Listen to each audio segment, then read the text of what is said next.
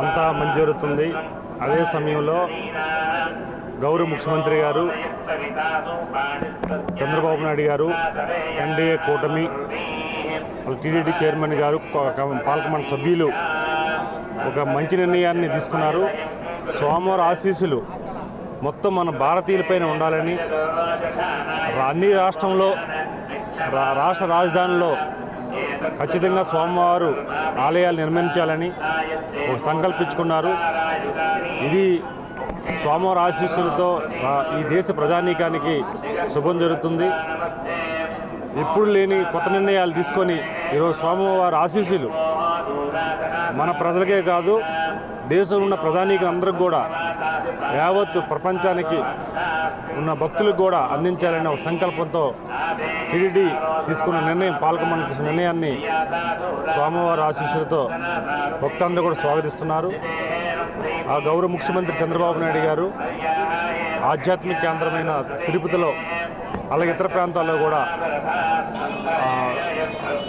మంచి కార్యక్రమాలు జరగాలని సంకల్పించుకున్నారు. దీనికి తోడ్పడిన వారందరికీ కూడా మనస్ఫూర్తిగా ధన్యవాదాలు తెలియజేసుకుంటూ, అలాగే రేపు జరగబోతున్న పార్లమెంట్లో ఏదైతే టీడీడీ చైర్మన్ గారు, పాలక మండలి, విమానయాన శాఖ వాళ్ళకి ఒక ఉత్తరం రాశారు.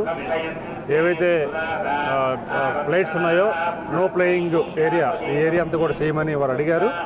ఖచ్చితంగా మేము కూడా పార్లమెంట్లో మాట్లాడి కన్సల్ట్ మినిస్టర్ గారు రామ్మోహన్ రెడ్డి గారు మన తెలుగువాడే కనుక వారి దృష్టిలో కూడా తీసుకెళ్ళి ఈ టీడీడీ చైర్మన్ గారు, పాలక మండలి వారిచ్చిన ఉత్తరాన్ని తక్షణమే చర్యలు తీసుకోమని వారిని కోరడం జరుగుతుంది. అదే సమయంలో అన్నప్రసాదం కూడా బ్రహ్మాండంగా ఉంది. ఎన్డీఏ కూటమి ఏర్పాటైన తర్వాత మంచి ప్రక్షాళన చేసి భక్తులు కూడా చాలా హ్యాపీగా ఫీల్ అవుతున్నారు.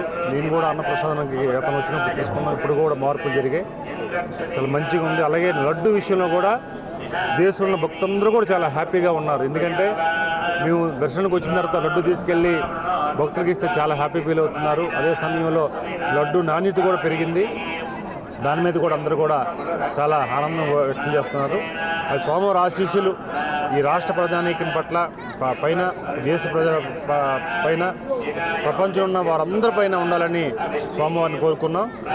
మరొకసారి స్వామివారికి, ఎందుకంటే చంద్రబాబు నాయుడు గారు ఏదైతే ఆధ్యాత్మిక తీసుకున్న కార్యక్రమాలు ముఖ్యమంత్రిగా అయిన తర్వాత, అలాగే పాలక మండలి అయిన తర్వాత ఏదైతే తీసుకుంటున్నారో వారందరూ వారిపైన, మాపైన స్వామివారి ఆశీస్సులు ఉండాలని స్వామివారిని కోరుకోవడం జరిగింది. Thank you. For more videos like this, subscribe Big TV channel.